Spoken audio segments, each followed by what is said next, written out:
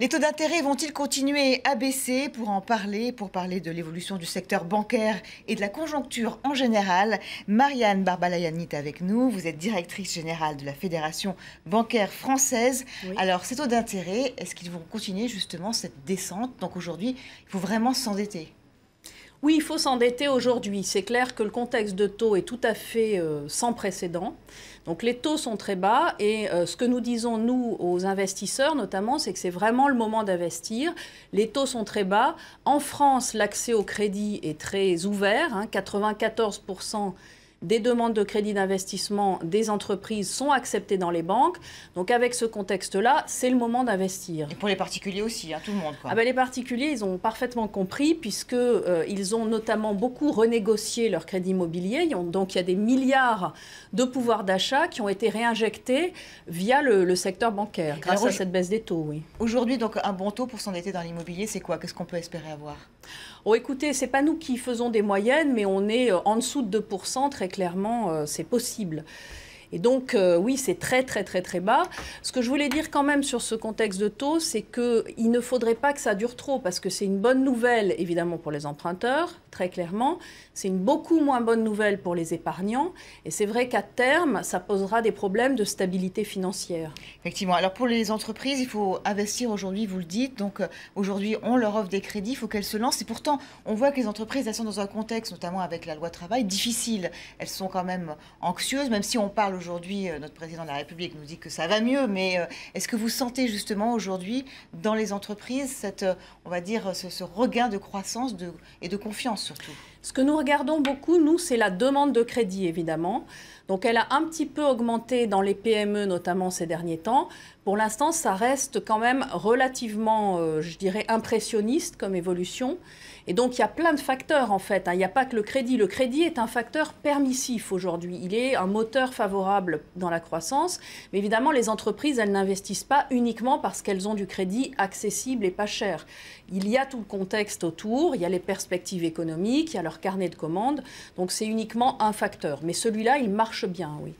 Alors justement, donc aujourd'hui, on dit ça va mieux. En même temps, récemment, on parlait encore sur les marchés financiers de possibilités de krach. Comment vous voyez, vous, justement, évoluer cette croissance? Il y a beaucoup d'incertitudes aujourd'hui, je dirais, sur la croissance mondiale d'une manière générale, avec le prix du pétrole qui a beaucoup baissé, ce qui a été un facteur très positif au départ, mais qui commence aujourd'hui à poser des problèmes. Ça vous inquiète quand même, ça continue à baisser?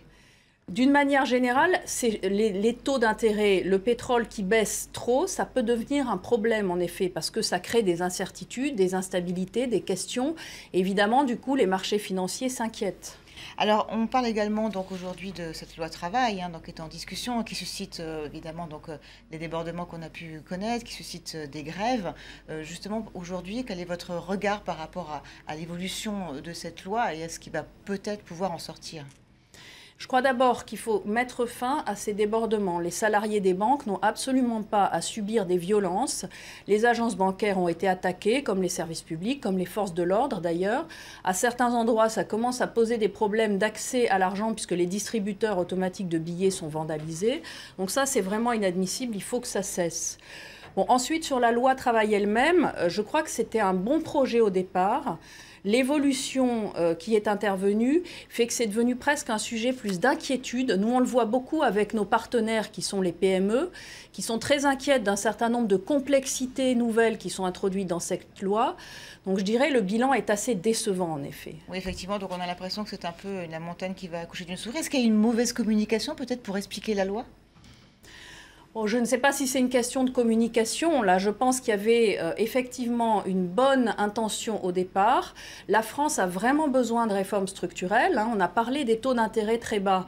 Ils viennent du fait que ce sont les banques centrales actuellement qui font le boulot et qui, au travers ces taux d'intérêt très bas, voire négatifs, ce qui n'est pas durable, assurent au fond la croissance. Il faut que les États prennent le relais en maîtrisant leurs finances publiques et en menant les réformes structurelles qui permettront effectivement d'avoir une croissance beaucoup plus saine et beaucoup plus durable. Alors justement, pour aider cette croissance, aujourd'hui, l'Europe dit qu'elle veut moins réguler. Alors j'imagine que c'est une bonne nouvelle pour vous? C'est une bonne nouvelle, surtout pour l'économie européenne, parce que l'économie européenne, elle est financée à 80% par le crédit bancaire. Et que le phénomène de réglementation qui a été fait après la crise, qui était parfaitement légitime, aujourd'hui, il est grosso modo achevé. Ça a été reconnu hier par l'Europe. Ça avait été dit un peu avant, il y a quelques mois. Les grands argentiers de ce qu'on appelle le G20 avaient dit que le capital des banques avait atteint un bon niveau maintenant. Et donc l'Europe a besoin maintenant de se tourner plus vers la croissance, vers l'emploi, que vers la stabilité financière où elle a fait le boulot. Et mieux que les autres d'ailleurs. Donc il faut changer finalement de façon, donc arrêter cette injection de liquidité. Donc cette politique a été menée par la BCE pendant des mois.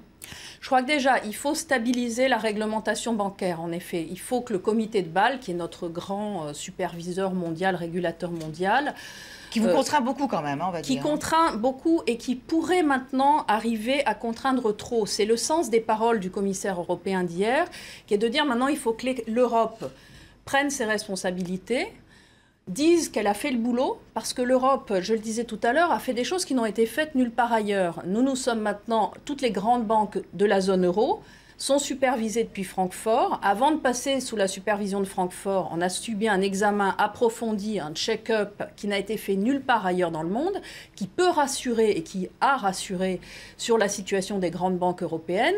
Et donc maintenant, l'Europe est parfaitement légitime à dire, nous avons fait le travail. Donc maintenant, il faut laisser les banques financer l'économie européenne.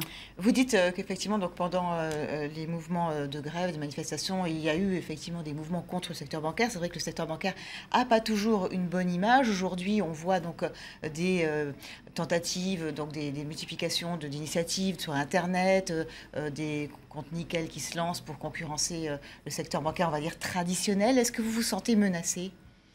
Le numérique est un phénomène absolument majeur pour les banques, comme je dirais pour l'ensemble des secteurs économiques.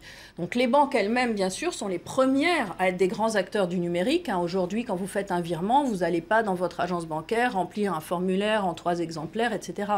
Vous faites sur Internet. Et évidemment, toute l'innovation, elle est à la fois dans les banques et elle est à la fois, comme toujours dans le numérique, avec des petites entreprises, des startups qu'on appelle chez nous dans la finance les fintech.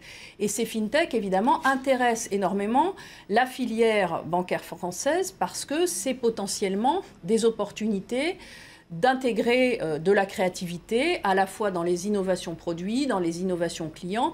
Donc c'est un écosystème qui est très favorable et qui, je l'ajoute, est très bon en France. Donc une opportunité, pas forcément une menace.